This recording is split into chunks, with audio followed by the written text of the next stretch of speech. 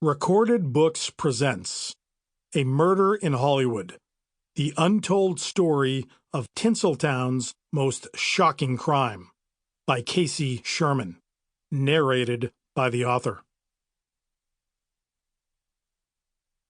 For my beloved brother Todd Forrest Sherman, artist, poet, author, and bringer of joy, 1965 to 2022.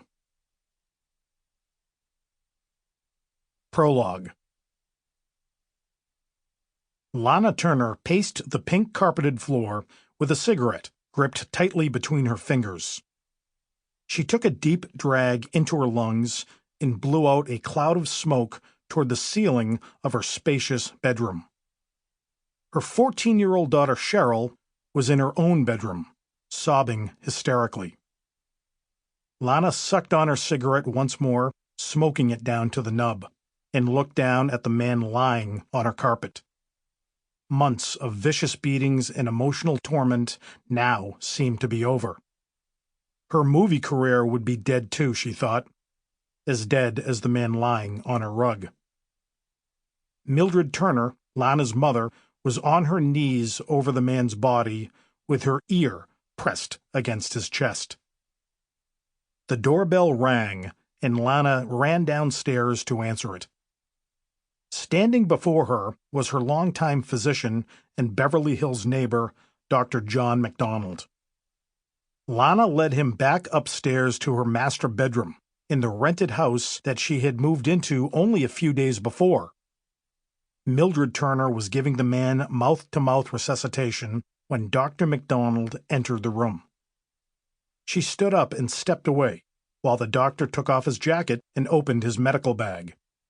He reached in the bag for the stethoscope, inserted the ear tips, and ran the stem down to the body so that he could listen to the man's heart with the chest piece.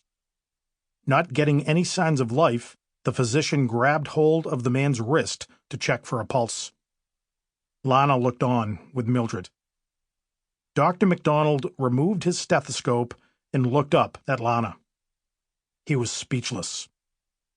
Instead of saying a word, he simply shook his head, no.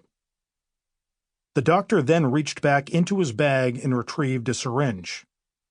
He inserted a dose of adrenaline into the tube and plunged the needle into the man's heart. Dr. McDonald picked up the stethoscope once more and listened to the man's heart. He shook his head again. "Call Jerry Giesler," he ordered Lana. Lana reached for the telephone and asked the operator for the famed defense lawyer's number. She wrote down the information and dialed Giesler's office. "Johnny Stompanato is dead," she told him. "Where's the body?" Giesler asked her. "He's here. He's right here." "I'll be right there," he told her. "Give me your address." Giesler summoned his driver and told him the address. "Take me to 730 North Bedford Drive." The roads were slick, but Giesler ordered his driver to be hasty. He had to get there before someone called the police. As they raced toward Lana Turner's house, Giesler stared out the car window and watched the rain fall, his genius brain absorbing what he had just learned, calculating what needed to be done and predicting what could happen next.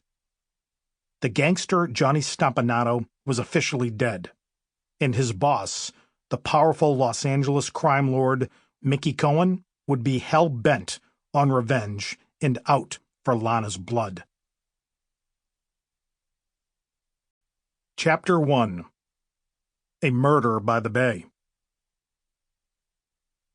It was mid-December, and the temperature in the city by the bay hovered around 40 degrees. The sky was moist, but there was not a drop of rain in sight, which was unusual for this time of year. What was usual was the heavy fog floating like an elevated carpet outside the small window to Virgil Turner's cramped hotel room, which was located at the corner of 4th and Mission Streets, a short distance from the newly opened and far more glamorous Pickwick Hotel. Turner, a handsome Sample complete. Ready to continue?